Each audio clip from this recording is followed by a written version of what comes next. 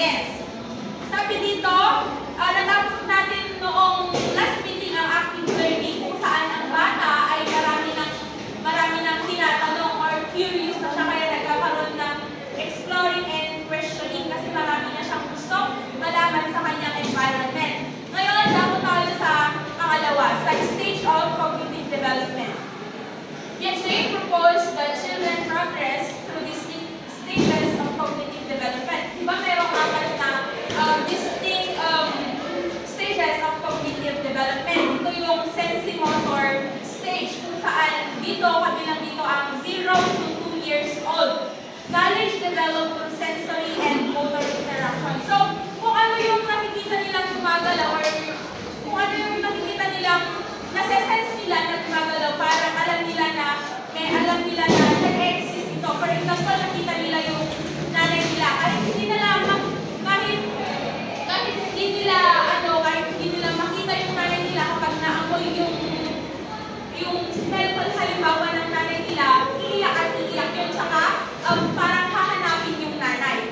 Next is the pre-operational stage or the 2 years to 7 years old. Children use simple but struggle with logical reasoning. Nakakagamit na ng mga symbols pero nahihirapan pa rin sila sa logical reasoning. Sa pangatlong stage is sa concrete operational stage, which is 7 years old to 11 years old.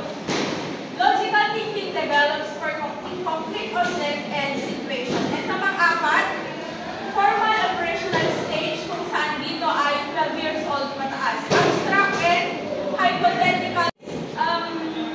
Miss Milky, paki-close yung door mo.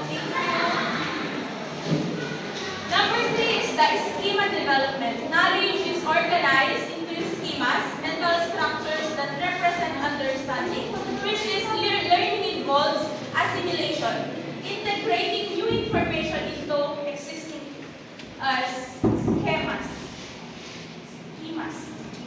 And pangalawa is accommodation, modifying schemas when new information doesn't fit. Dito sa assimilation, parang nagdadagdag siya. Nagdadagdag ng another information sa new existing information.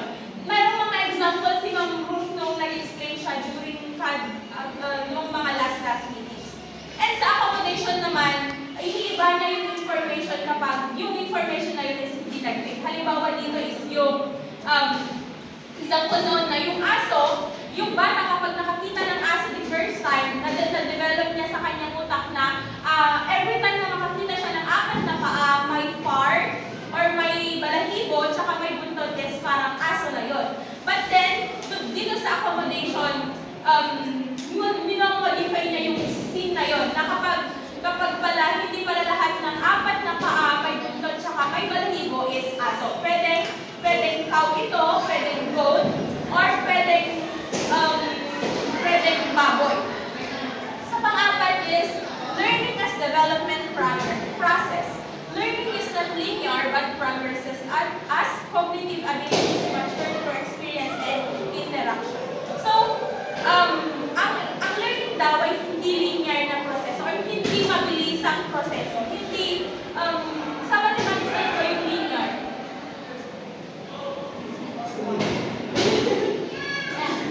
Basta, hindi siya madaling proseso. Dito, yung mga cognitive abilities is nagmamature or mas nagiging mabuti siya through time, through experience. For example, ang kagalingan sa paglalaro ng basketball ay nahahasa over time sa experience. Siyempre, kapag hindi mo naranasan mag-compete sa ibang mga players, hindi mo masasabing magaling kang basketball player. And kapag naman isa kang guro, hindi mo masasabing magaling kang guro kapag wala kang experience sa pagtuturo. Educator should align activities with learners' developmental stages. So bilang mga guro, kailangan natin i-align yung mga activities na ipapagawa sa mga learners base sa developmental stage. Alangan namang ipag-multiply mo yung bata na nasa age 5 to 6 years old. Diba? Or pwedeng, alangan namang pag-guhitin mo or pagsulatin mo ng mga lines yung mga batang nasa o yung mga estudyante nasa college.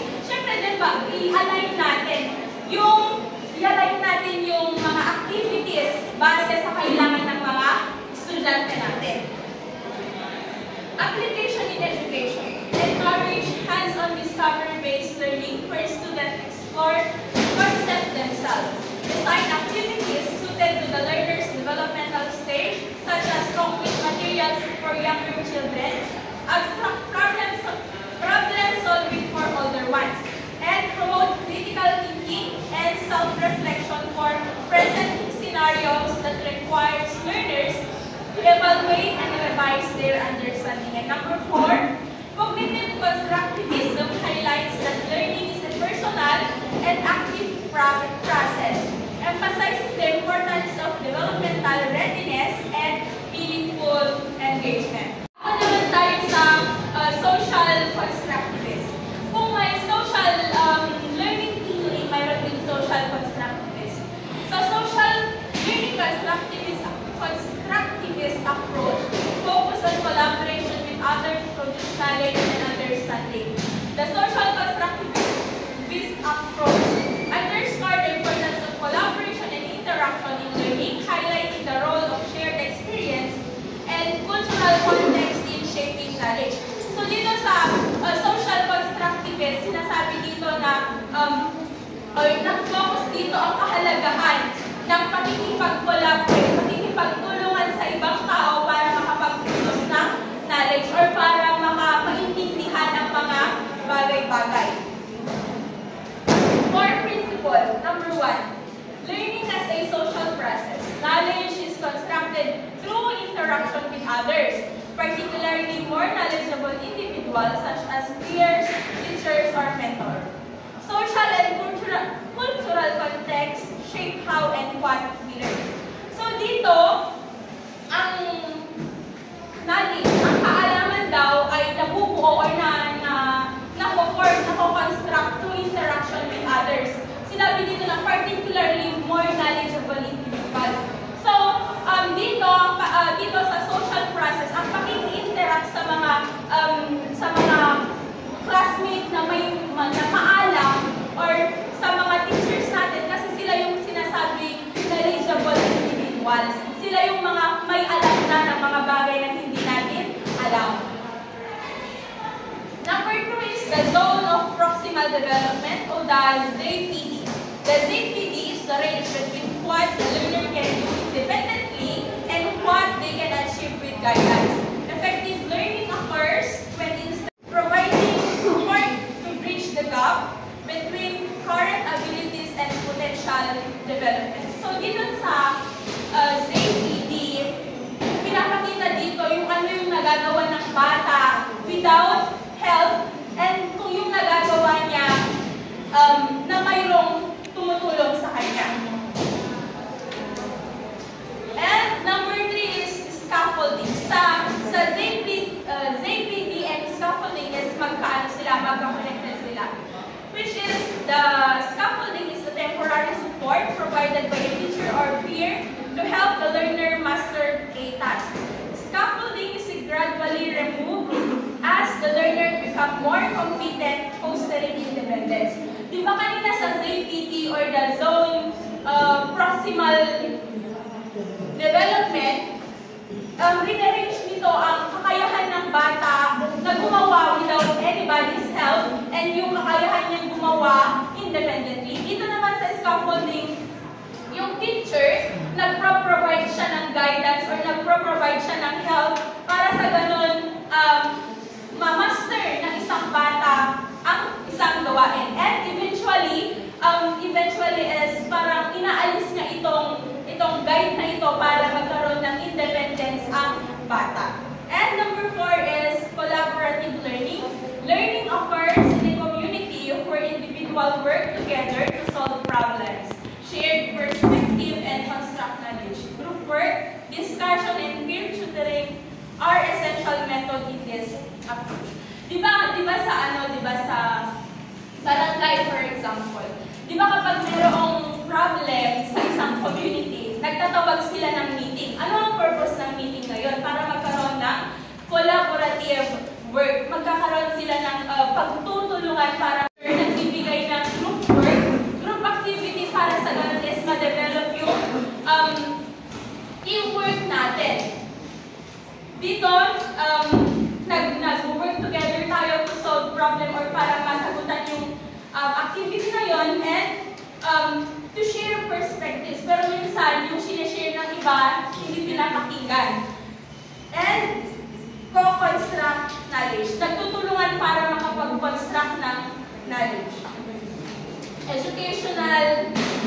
dapat tayo sa educational implication. Collaborative activities. This incorporate group work, discussion, and cooperative learning to encourage social interaction.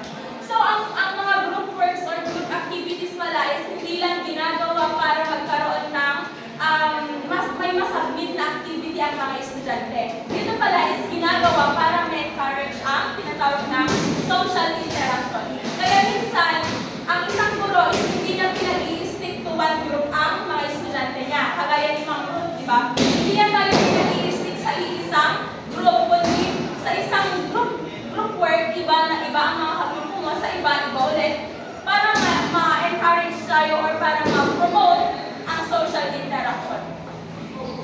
Next is the guided instruction. Provide support to the learners safely to help them build understanding. Culturally relevant teaching. Use materials and example relevant to learners' cultural context. Dialogue and questioning. Encourage dialogue, debate, and reflective questioning to deepen understanding. And last is encourage peer learning. Create opportunities for learners to teach and learn from each other. Are more likely to learn in optimal ways in appropriate learning environment. Such learning environment is tailored to specific learning goals, to the students' background and prior knowledge, and to the context in which learning will occur. Thus, teacher not only need to understand the basic principles of learning, but must know how to use them to meet diverse learning goals in context where students need differ. That's according to Brandsford and others, 2005. So, dapat lagi natin tatandaan na ang mga estudyante daw ay more likely or mas natututo sa optimal na paraan sa appropriate learning environment. So, for example, ang isang bata ba natututo kapag maingay ang kanyang kapaligiran? Di ba minsan ang mga bata, the child, kapag tinuturuan mo at maingay yung kanyang paligid, hindi siya makapag-focus, di ba? So, dapat kapag nagturo ka, dapat sa appropriate learning environment. Ayan, so thank you so much for listening. I will give now the floor to Ms. Philip to discuss us about the connectionism and trial and error learning. So, dito naman tayo sa connectionism. Edward Thorndike, 1874 and 1949, was prominent U.S. psychologist whose theory on learning connectionism. Unlike many early psychologists, he was interested in education, especially learning, transfer, individual differences, and intelligence. Regard 1996. Thank you. He applied a experimental approach when measuring students' achieved outcomes. His impact on education is reflected in the Thorndike Award, the highest honor given by Division Educational Psychology of American Psychological Association for distinguished contribution to educational psychology. Edward Tim Mesa is una nga psychologist American. Magsunod niya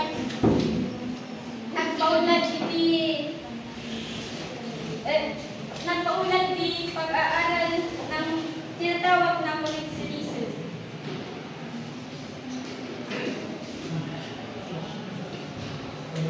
In 1910, he introduced his famous set of principles known as Thorndike Law.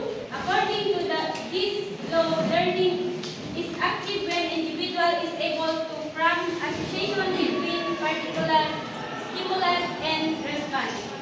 These associations are known as habits and can either encourage or deter by internal parameter and frequency and individual exposed to the stimulus and response. So, dito naman tayo sa trial and error learning.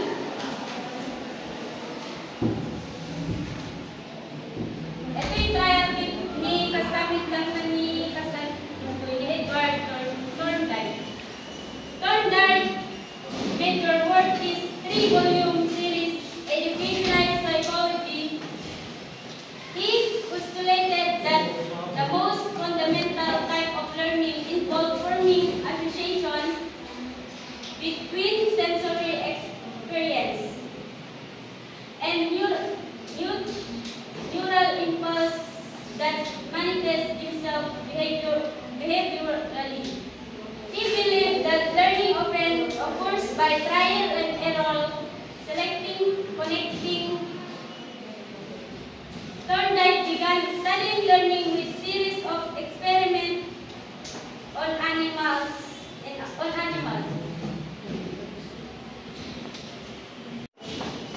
Ni Thorndike ay journalistic tungkol sa pag-aaral na sa pamamagitan ng mga pagsubok at pagkakamali na nagpapakita kung paano matuto ang tao o hayop. Example ng example na kasang kumain example gusto ko sulo akbay.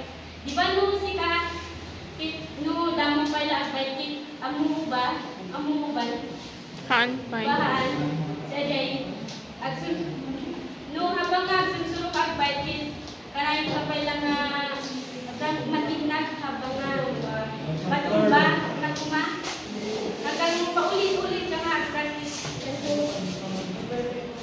perfect mo pwede akbay.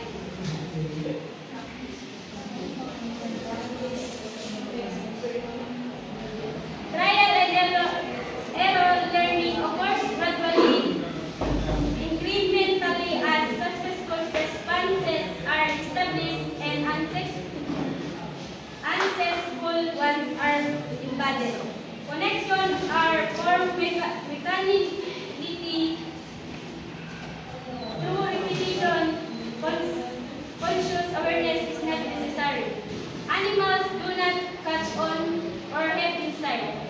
Thorndike understood the human learning is more complex because people engage in other types of learning involving connecting ideas, analyzing, and reasoning.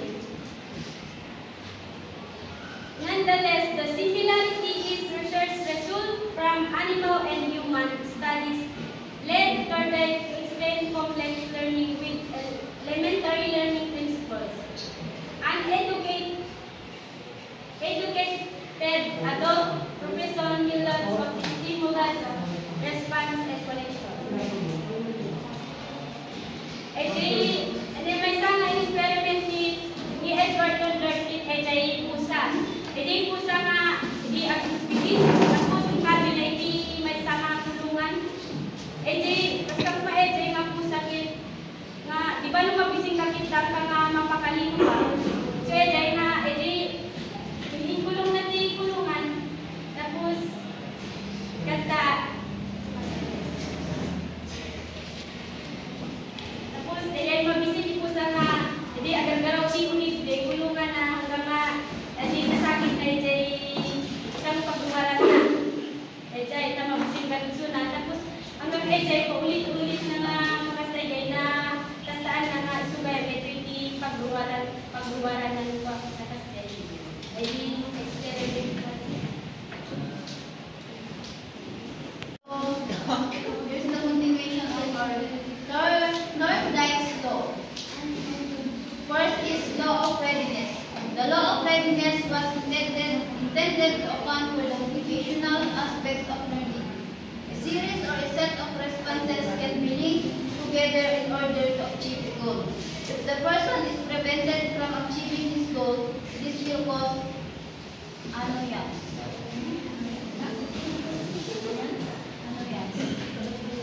Dito sa law of readiness, guys, is, di ba kapag may decision ka sa buhay, dapat, kailangan, alam mo yung, kung ano yung patutunguhan or kaya mong panindigan. To achieve your goal in life, dapat ang decision natin is kaya natin panindigan. For example, kung ano siya, ba ang agaw kong nagkereng-keng na di ba nasapa na, pero hindi ka nasapa dito si 23. Kinayak na pinanindigan dejay, oray mo kasanulig at bigay. So dapat, kaya natin panindigan yung ating. Second is law of exercise. Law of exercise has two parts. First is the law of use. A response to stimuli strengthens the connection. Second, the law of disuse. When a response is not made to a stimulus, the connection strength weakened or forgotten. The longer the time interval before a response is made, the greater is the decline in the connection strength. So dito sa first is, di ba kapag yung mag-asawa, for example ngayong mag-asawa, di ba kapag paulit-ulit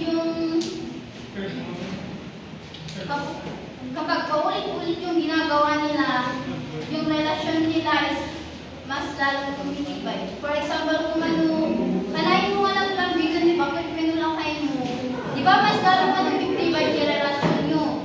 Pero kung kanayin kayo mag-agap-apa, magsina kayo ulit. Second is the law of disuse. Dito sa the law of disuse, guys, is kapag daw hindi mo nagawa or ginawa yung isang bagay, bilang tugon dun sa pangyayari, mas lalo daw humihina yung connection nyo. For example, kung yung magjowa, di ba yung communication is important dun sa mag-relasyon. Di ba kapag walang communication, mas lalong lumalabo yung kanilang pagkakaibigan.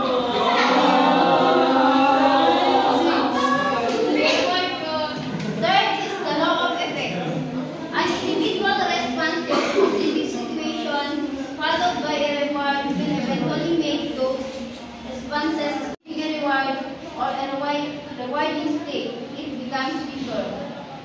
Dito naman sa law of effect, guys, kapag daw ang isang tao nagawa niya ng maayos yung kanyang gagawin or yung kanyang activity, kasi di ba kapag, for example, di ba kapag mataas yung grado nyo, di ba may reward yun? May reward na nakukuha kung yung sa sarili nyo mismo. For example, kung nag-DL ka, ay, gusto ko nang mag-milk cake. Dahil reward yung mag-give. Tapos kapag hindi mo naman nagawa yung goal mo or yung ginagawa mo, wala kang reward or humihina yung mawawalan ka ng gana para ipagtuloy yung ginagawa mo. Next is other principles. These three laws were supplemented by 5 characteristics of learning, secondary in scope and importance only to the laws of readiness, exercise, and effort. First is multiple response or varied reaction. An individual might react in a variety of ways, like an initial reaction does not immediately lead to the satisfying role. Ito sa multiple response or varied reaction ay dito na mahuhulugan yung hindi agad nakukuha yung gusto ng isang tao sa anumang pagsusunod. For example, di ba dati elementary ko kay school ka, nag-honor ka pa, tapos hindi napakakalit so bigla ka nga tumaba. So ano yung multiple response? Next is set or attitude. Individuals are inclined to react in particular way for species or groups of related species. Dito sa set or attitudes, dito pumapasok yung mga reaksyon ng mga tao. Di ba lahat naman ng tao may mga iba't ibang pag-uugali or pagre-react dun sa mga nagawa nilang. For example, yung may nangyari tapos, di ba, sa baling nga reaction sa baling nga tao. Next is partial activity or competency of elements. Individuals are able to filter out any irrelevant aspect of a particular situation and respond only to significant parameters that directly affect this situation. Dito sa partial activity ay dito pumapasok yung word na selective. Di ba kapag minsan may mga iniisip tayo pero meron yung isang bagay na iniisip natin na yun lang yung gusto nating pagtugunan or yun lang yung gusto nating gawin. Dito sa partial activities, may isa tayong pinipili or pinapokukusan na iniisip. 4 is response by analogy. Reactions from a previously experienced situation might be transferred to a new one. This is called a theory of identical twins. Dito naman sa response by analogy ay dito pumapasok yung paggamit natin sa mga natutunan natin previous. For example, yung isang subject, di ba, may mga prof ed na related din sa prof ed ng first sem guide. Mas lang i-apply natin yung mga yun dun sa susunod na subject. For example, di ba, for example ay yung kung paano di ba pwede mong di ba yung pagluluto ng adobo, pwede mo din i-apply yun ng pagluluto ng kare-kare. Pero hindi same yung ingredients, yung step. Next is associative shifting. Sometimes a reaction to a certain stimulus might shift to a different one.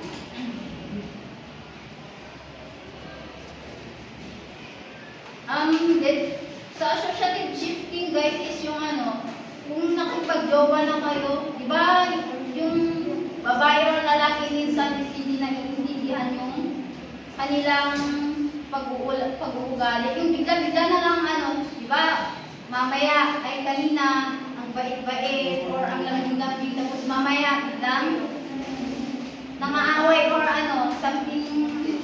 Yes.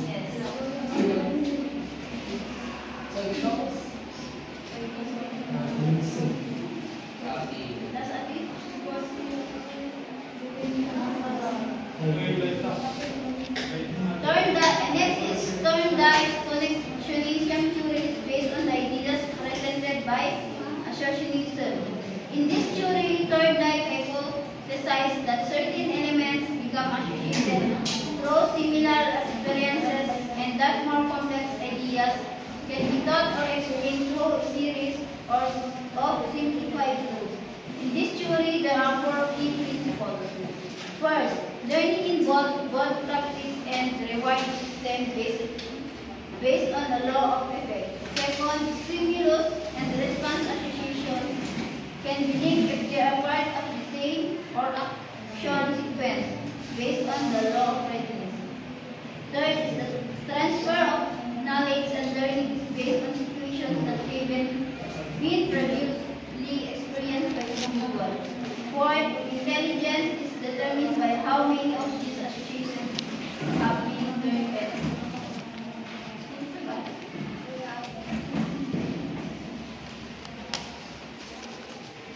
Dito sa course, guys, is di ba kapag, for example, ito is yung mga volleyball players. Di ba kapag sa volleyball players, para marunong kang mag-volleyball, di ba, dumadaan ko muna sa practice. Ganun din sa pagsasayaw. Para ma-perfect mo yung step, dumadaan ka din sa learning activities.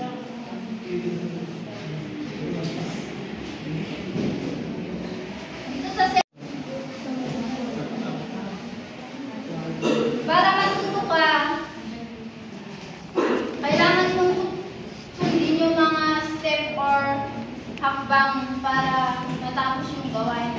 For example, kung di ba sa pagluluto or sa paggawa ng lesson plan, di ba may sinusundan tayong detail or step para matapos yung gawain.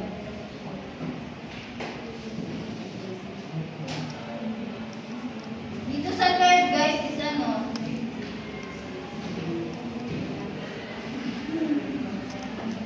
Para mas lalong matuto,